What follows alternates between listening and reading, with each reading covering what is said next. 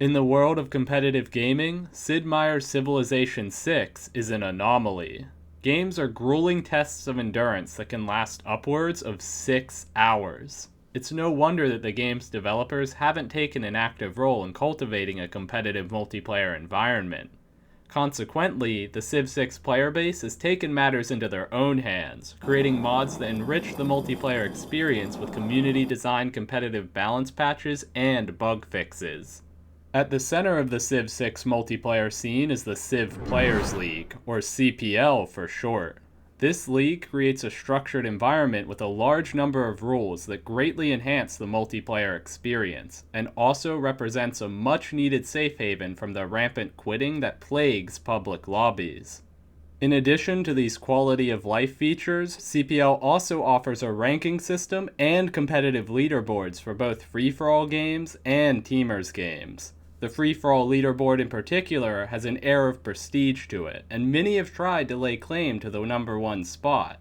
However, whenever there's prestige to be gained by winning, caution must be taken to prevent unscrupulous individuals from cheating the system. Throughout CPL's long history, there's only really been a handful of cheating scandals. Most of these were relatively minor incidents, just individuals looking to gain an edge in a few ranked games. What we'll be discussing today, however, is the largest cheating scandal in the game's history.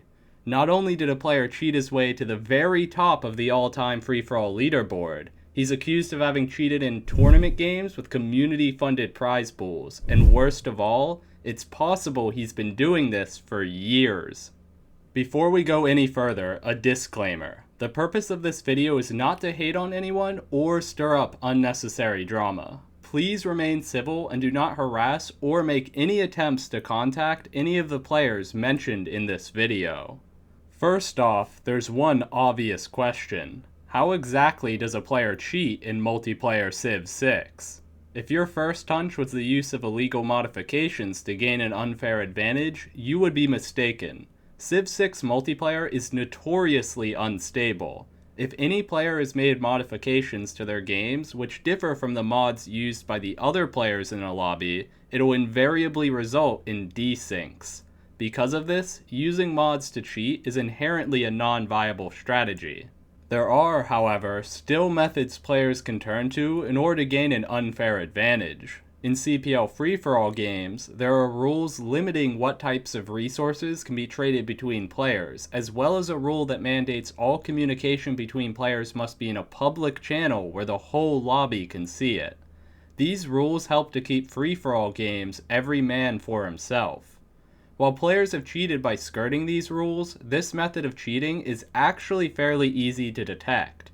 Whenever player A sends a trade deal or a private message to player B, every single other person in the game actually gets that trade deal or private message recorded in their game's logs, which can be investigated after the game in a text editor to detect foul play. So, if using mods to cheat is out of the question due to the game's unstable netcode, and skirting the rules on illegal trade deals is easily detectable, what's the cheating method of choice for someone looking to get ahead? The answer? Revealing the whole map from the start of the game.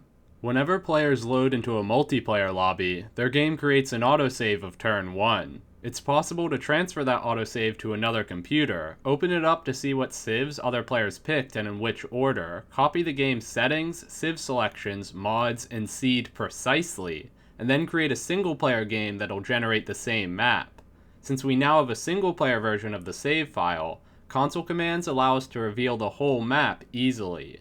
However, this method takes an egregiously long amount of time, and it just so happens that there's actually a faster way. Civ Replay. As Civ 6 lacks a built-in replay system, this third-party program was designed to allow Civ 6 players to review their games. Simply providing it a list of autosaves allows the user to watch the full game play out in front of them in stunning visual detail. There are many legitimate reasons to use Civ Replay, and consequently, many top players have it installed on their computer.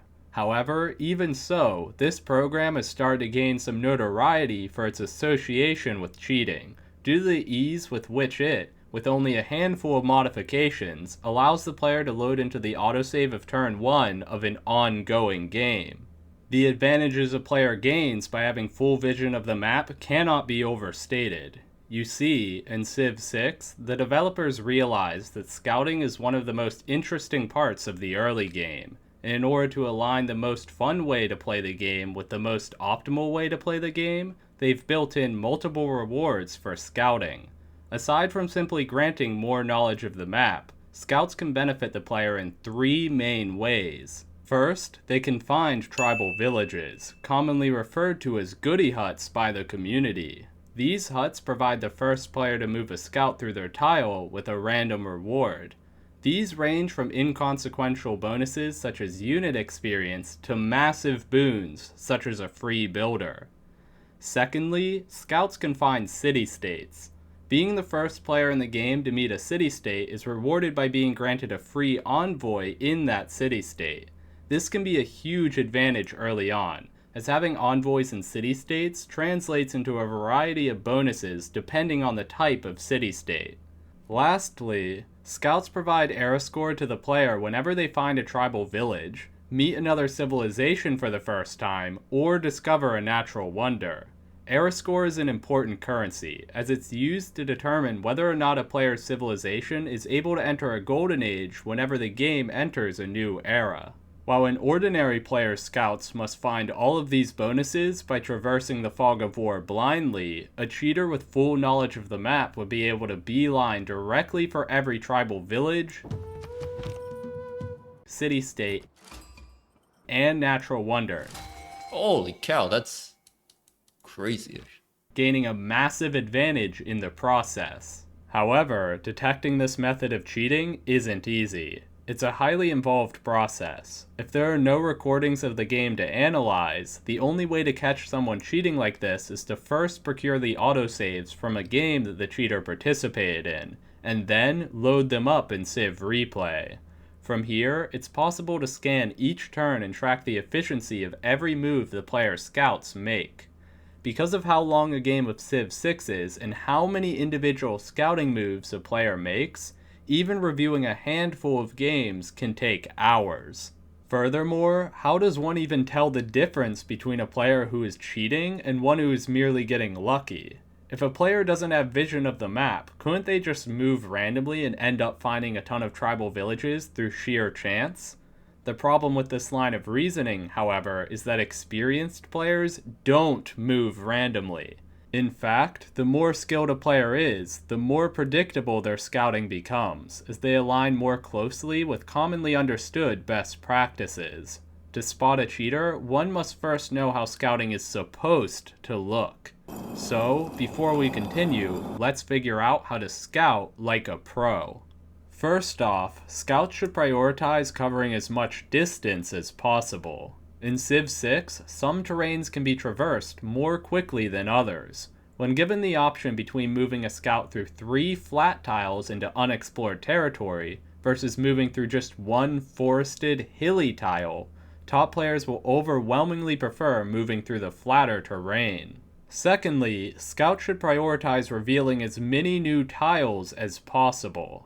Backtracking is to be avoided, and scouts shouldn't move through areas that have already been covered.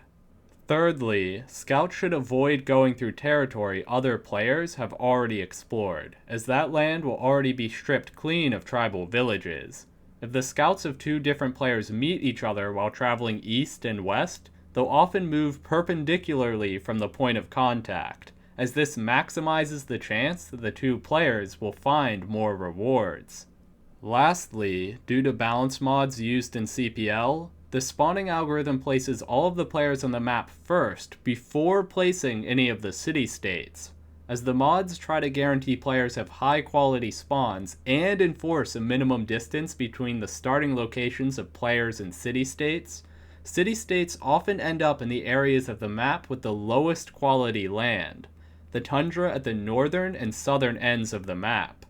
As meeting city-states is a high priority for scouting, it's common to scout as much of the southern and northern tundras as possible on any given map. By following the heuristics we've just outlined, a skilled player can maximize the likelihood that they encounter a large number of undiscovered tribal villages, city-states, and natural wonders. The dead giveaway for cheating, then, would be a player who constantly violates these norms, yet is rewarded anyway. Someone who moves their units in unnatural, inefficient paths that nonetheless end up being the shortest possible routes towards the maximum possible rewards. It was through this sort of rigorous, scout-based analysis performed on a sample size of around a dozen consecutive games that the most prolific cheater in competitive Civ 6 history has recently come to light. The rank 1 player on the all-time free-for-all CPL leaderboard for several straight years, Andrew. Not only was Andrew cheating by illegally using Civ Replay to reveal the whole map, he was reckless enough to do so even while streaming his perspective for many of his games live on Twitch. The investigation into Andrew's cheating that will make up the remainder of the video was carried out by the CPL moderation team, of which I am a member. We will be using examples from a large number of games Andrew has played in CPL. It's worth noting that these examples were not cherry-picked. All of the games that were reviewed in the investigation were played consecutively over the span of 3 weeks, and not a single game turned up clean. First, we'll be looking at the very game that served as the spark for this investigation. 3 weeks ago, when Andrew played the Civ Nubia on stream. The first piece of evidence comes before Andrew even moves. Here, he hasn't moved anything, and we can see that every other player has already ended their turn. This is what we'd expect from a player who is transferring a turn 1 autosave into Civ Replay in order to cheat. Taking longer than everyone else on turn 1 is something that Andrew does consistently in every single game. When he finally does move, we get our first glimpse at his scouting accuracy, with a tribal village being found by his warrior on turn 2. However, these moves are pretty natural, and a non-cheater could have easily moved the same way. When Andrew finishes his first scout, however, is when things start to get suspicious. In this case, there's a clear best move that any strong player would spot immediately. By going northwest onto the hill, the scout can cover as much ground as possible, reveal as many tiles as possible, and also reveal more potential locations for future cities along the river. The move Andrew makes, however, is absurd. He moves the scout east. This reveals very few new tiles and locks him into moving just one tile next turn due to the roughness of the surrounding terrain. This move makes very little progress. His warrior meets a city-state to the west as his scout continues its journey. Andrew moves this unit southeast towards the mountains, into an area that could be, for all he knows, a dead end. Once again, this reveals hardly any new tiles at all, and is a profoundly unnatural move. Tracking this unit, however, its purpose becomes clear. It picks up a tribal village conspicuously placed in its path, and shortly thereafter meets a city-state, granting Andrew a free envoy. Back home, his first settler has just popped out, and he's in a bit of trouble. Because neither a scout nor warrior actually revealed the land surrounding the river, Andrew is forced to move his settler blindly into the fog of war, and hope it can find a good city location on its own. North is the play here, but should he move northeast or northwest? Believe it or not, with the limited information available here, there's a correct answer. Northeast is the better choice. This tile is on a hill, so it'll reveal more land. Furthermore, there's a chance that the settler will be able to move 2 tiles next turn if the terrain around this tile is revealed to be flat, while moving northwest guarantees the settler can only move 1 tile next turn. Andrew chooses the more unnatural option, moving his settler northwest. However, as he continues moving his settler, this strange decision pays off. As it turns out, the west side of the river has considerably flatter terrain than the eastern side, allowing Andrew's settler to cover more ground more quickly than if he had moved it naturally. A few turns later, however, comes the most damning move of all. Here, Andrew has a scout and a settler on the same tile as each other, and neither one has moved yet. In this position, the best city location is a toss-up between settling in place or moving northwest 1 tile to gain access to the bananas. However, there's a very slim chance that moving northeast will give a stronger city location. Fortunately for Andrew, he doesn't have to gamble here. He has a scout on the same tile as his settler, which can move first and check the location for him, ensuring he doesn't waste his settler's time and delay his second city needlessly. However, Andrew makes a ridiculous move here.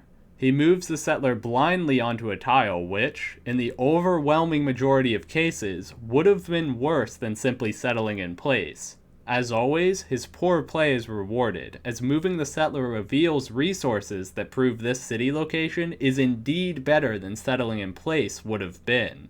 To recap what we've seen so far in this game, if we assume that Andrew had perfect knowledge of the map, all of his moves in this game were perfectly optimal. His units move directly towards tribal villages and city-states with no wasted movement at all, and his settler navigates effortlessly through the fog of war towards the best possible city location. However, if we assume Andrew wasn't cheating, the story is completely different.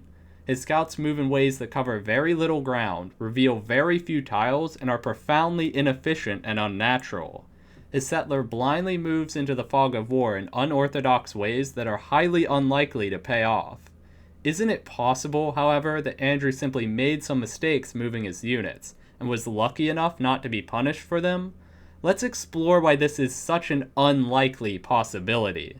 Simply put, Andrew is a statistical anomaly on the CPL free-for-all leaderboard. He's held the #1 spot for years now, and frankly, it isn't even close. As this video is being recorded, Andrew is currently 119 rating points above second place, and almost 200 rating points above fourth. For reference, the gap between Andrew and the 4th highest rated player is larger than the gap between the 4th highest rated player and the 23rd highest rated player. It's worth noting that the rating system in CPL is an implementation of Microsoft's True Skill system. Essentially, what this means is that the rating adjustments are scaled based on the player's expected performance in any lobby they're playing in. When your rating gets this high, anything less than first place in a 10-player free-for-all game is basically unacceptable. We can see that Andrew frequently loses rating points for getting second place in 10-player lobbies, even ones with multiple relatively strong players. In this one in particular, we can see Andrew losing 2 rating points for taking second place in a 10-player lobby which featured the rank 3 player, the rank 11 player, and 2 more players in the top 50. The only way this man can gain rating points at this point is by taking first, and he does so a lot, far more than any other player. It's simply inconceivable that a player this dominant is fundamentally incompetent at scouting. Being inefficient when it comes to such a basic skill is unacceptable for a player of Andrew's caliber. Let's look at another game. This one was played just 2 days after the previous one we've looked at. Here, Andrew is playing England. His warrior scouts along the coastline and gets a bit lucky, finding a tribal village. Shortly afterwards, he makes a rather peculiar move, choosing to travel west onto the woods tile instead of south along the flat terrain, which would have allowed him to cover more ground. This is, of course, immediately rewarded with meeting a city-state, granting him a free envoy. The warrior then continues westwards, finding a natural wonder and some more tribal villages in the process. In addition to the warrior, Andrew also gets several scouts this game. Let's see how they fare. The first one moves directly northeast, and quickly meets one of the best city-states in the entire game, Ayutthaya. It then heads north, taking the shortest path to a tribal village before changing course and heading directly towards a scientific city-state. In general, Andrew's scouting is immaculate when it comes to hunting scientific city-states in particular. In every game that's been investigated, he finds all of these with pinpoint precision almost as quickly as physically possible. This is a huge boon in the mid-game, as revealing scientific city-states is critical for any civ looking to achieve a high science output. It's not weird for a player to find all of the blue city-states quickly in some of their games. With a large enough sample size, a compilation like this could theoretically be made of any player's mini-maps by cherry-picking examples. What is weird is that the investigation wasn't able to find any games at all where there's a blue city-state Andrew doesn't meet quickly. He never misses, despite often leaving large areas of the map unexplored. Now, back to the game review. Andrew's second scout goes south, beelining multiple tribal villages while also meeting a city-state along the way. Of note is the reward this scout gets from the first tribal village it picks up. It grants Andrew another scout. How Andrew chooses to move the scout is, quite frankly, completely ridiculous. In this situation, the vast majority of players would scout northwest. It's the direction that has the least overlap with land Andrew has already scouted, and there's potentially good city locations along the lake that's already visible. Northeast is also somewhat sensible, as is directly west. Going in any of these directions is relatively safe. Instead, Andrew moves his scout in objectively the most unnatural direction possible, moving southeast towards a mountain range that looks impassable. This is a huge gamble. This mountain range could very well not have an opening at all, in which case this scout has completely wasted its time. Of course, however, there's an opening, and a tribal village, and a natural wonder on the other side. Again, there's something I'd like to reiterate. Andrew likes taking risky moves, as seen with moving towards the mountain range here. What's damning for him isn't that these moves sometimes pay off. Everyone gets lucky sometimes. The problem is that the investigation into Andrew hunted meticulously to find counterexamples, looking for moves where Andrew took a risk that didn't pan out for him. There are none. More so than moments like this, where Andrew gets lucky, it's the distinct absence of moments where he gets unlucky, despite our best efforts to look for them, that makes the case so compelling. Here, Andrew is playing Aztec. Already, he makes some strange moves with his starting warrior, beelining directly south and being rewarded with both a tribal village and an early city-state meeting. This warrior would go on to beeline directly for multiple additional tribal villages, moving with pinpoint accuracy. Andrew's two scouts this game aren't any less suspicious. The first one moves northwest, revealing a natural wonder extremely quickly. It's worth noting that, in Civ 6, scouts earn experience points when finding natural wonders, which can grant them promotions that allow them to move faster. Going directly for a natural wonder with a freshly made scout is a highly lucrative strategy. This scout flagrantly violates one of the scouting heuristics mentioned earlier in the video. Instead of changing directions upon meeting another player, it practically shadows Congo's scout, following its every move. This is, of course, because Andrew knows that this is the direction that all of the tribal villages are in, and eventually he's rewarded for his suboptimal practices. The second scout, however, is particularly noteworthy here. Up until now, I've only really talked about the moves themselves. However, the lead up to the moves is suspicious in its own right.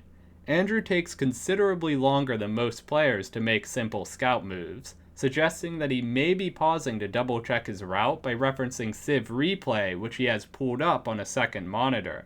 When watching his gameplay, there's a sense that he already knows exactly where he's going with every scout. As with all of Andrew's scouts, this one is lucky. It ended up beelining directly for a city-state.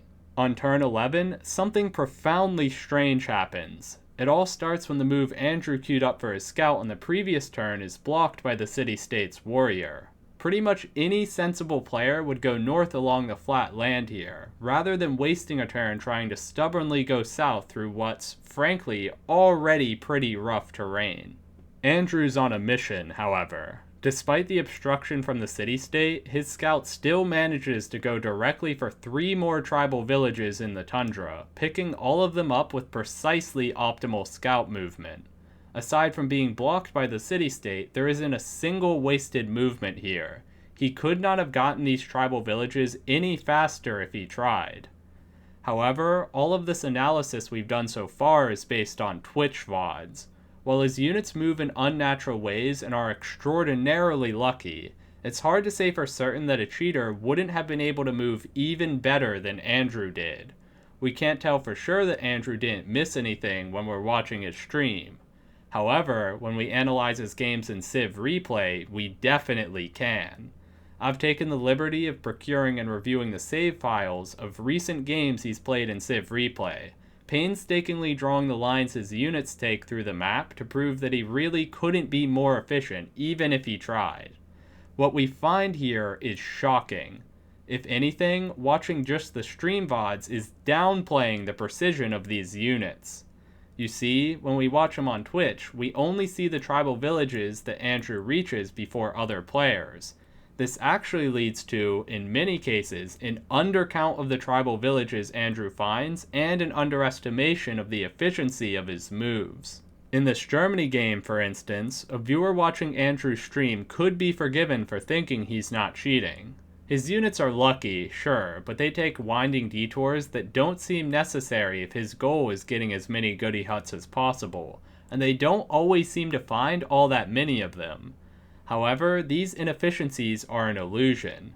Because of how long it takes to transfer the autosaves from a Civ game to Civ Replay, Andrew is only able to load the turn 1 autosave into the program to scout the map. This means that he only knows where the tribal villages were at the start of the game, not whether or not they've already been taken by other players. If we look at the map on turn 1 in Civ Replay and draw Andrew's scouting lines on top, we can see that many seemingly random detours were actually the result of rushing for tribal villages that were simply taken by other players before Andrew got to them. There really is no wasted movement here. As a reminder, different terrains in Civ 6 have different movement costs associated with them. While these zigzags might appear at first glance to not be the shortest possible paths to tribal villages, calculating the number of turns it takes to actually traverse these paths reveals that they are, indeed, mathematically perfect routes to the goody huts and city-states Andrew is pursuing. What about the actual data, though? How many huts is Andrew really getting? Luckily, Civ Replay makes it easy to find this out by adding a pop-up window that lets us track how many tribal villages each player has earned. By tallying these up, we can get a quick overview of how well Andrew's performing in these games.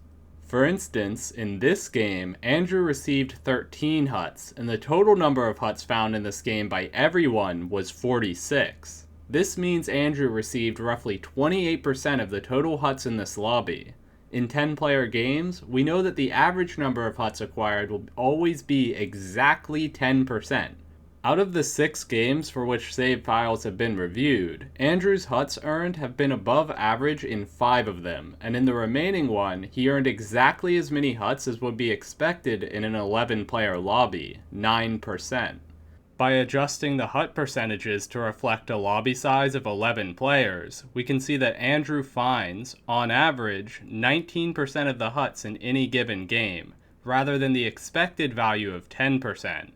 While one could argue in a vacuum that he finds more huts than other players because his scouting is more skilled than other players, that hypothesis has already been thoroughly disproven by the analysis of his scout movements we performed earlier. While we would have liked to get a higher sample size for this analysis, the problem is that we can't get data on games that we don't have save files for. As players rarely ever store save files for older games, this investigation was only able to sample games that were played after Andrew came under scrutiny, by messaging players participating in his games and asking them for save files. In some ways, this is a blessing. By being forced to analyze only games Andrew played after the start of the investigation, and including all of those games, there is no risk of cherry-picking or biased data selection.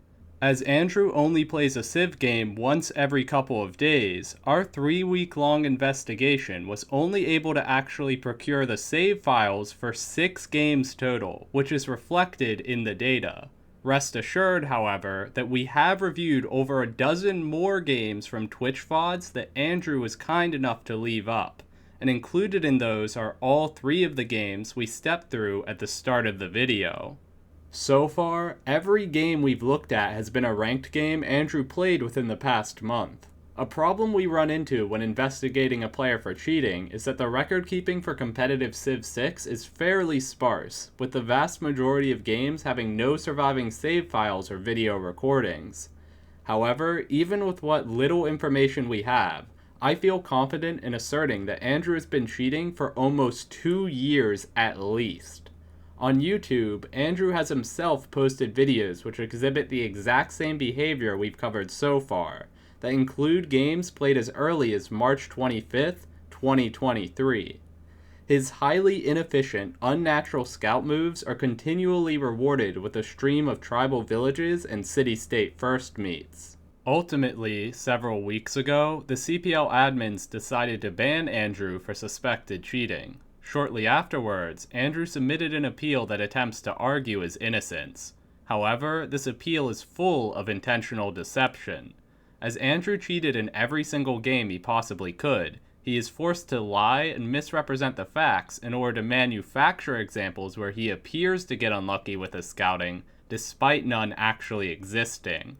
For instance, take this excerpt from the document submitted. Here, he argues that his warrior takes a principled rush for the tundra, but fails to find anything in the process. However, the screenshot is cropped to hide the reality, which is that his warrior had found 3 tribal villages that were acquired as quickly as possible. Notice how he chose to cut off his screenshot just before his warrior reached the tribal village that it was aiming for. In this other example, Andrew tries to argue that his units move inefficiently, avoiding tribal villages in a way that no cheater would. However, if we consult the save files ourselves, we're able to find that Andrew's units actually moved in the exact optimal paths to maximize the number of huts they could acquire long term. Andrew even removed several huts his units have already collected or revealed from the screenshot in order to downplay their efficiency. It's not just that there are discrepancies like this in many of Andrew's counterexamples, they're actually present in all of Andrew's counterexamples. His appeal fails to prove that his scouting is ever inaccurate in any of the games for which the mod team has save files. In another part of the document, Andrew tries arguing that he doesn't always succeed in finding scientific city-states quickly. The problem with this claim is that he only gives 2 examples, both from deleted Twitch VODs. Fortunately, the investigation is aware of the exact games he's referencing. Both of them were played on the 5.9 beta version of the Better Balanced Game mod over 2 months ago. It's well known that this version of the mod was incompatible with Civ Replay. The BBG 5.9 beta was used in nearly every game for over a month in CPL, and shortly after its release, Andrew started a month-long hiatus from playing. The investigation into Andrew already looked at these games and concluded that they displayed none of the suspicious behavior that characterizes other games. And this is actually the main reason Andrews believes specifically to have used Civ Replay to cheat. Using these examples is not necessarily evidence of dishonesty, but they also can't serve to exonerate him either. All Andrew's appeal needed to accomplish in order to overturn his ban was to establish a reasonable doubt that he is guilty of cheating. Unfortunately, it fails to meet this standard. As a result, it is the determination of the CPL admins that Andrew will remain permanently banned from the community. There are those who have expressed fears about the possibility of players in the future being falsely accused and banned after a string of lucky games. However, these concerns are unwarranted. The reality is that a game in which a player merely gets lucky looks nothing like a game in which a player is cheating. For instance, I recently played a game with the new rank 1 player on the all-time leaderboard, Benjamin Botsim, where he joked that he found so many tribal villages that an investigation could be launched into him for cheating. Of course, I investigated the game in Civ Replay right afterwards. What we find is that, despite Ben finding an abnormally high 8 tribal villages in the early game, his moves don't resemble those of a cheater at all. All of his moves are natural and principled, and there are a significant number of inefficiencies that a player with full knowledge of the map would have easily avoided. Comparing Ben's scouting to Andrew's makes this difference obvious. Furthermore, even if Ben's scouting had been perfectly accurate, it would take a significant sample size of games in order for action to be taken against a player. An innocent player would have no problem producing plenty of genuine counterexamples that show normal scouting. The intention of this video is not to stoke drama, but to aid in cultivating a fair, competitive environment for Civ 6. every serious competitor has an obligation to call out cheating whenever they see it. So, what can we do going forward?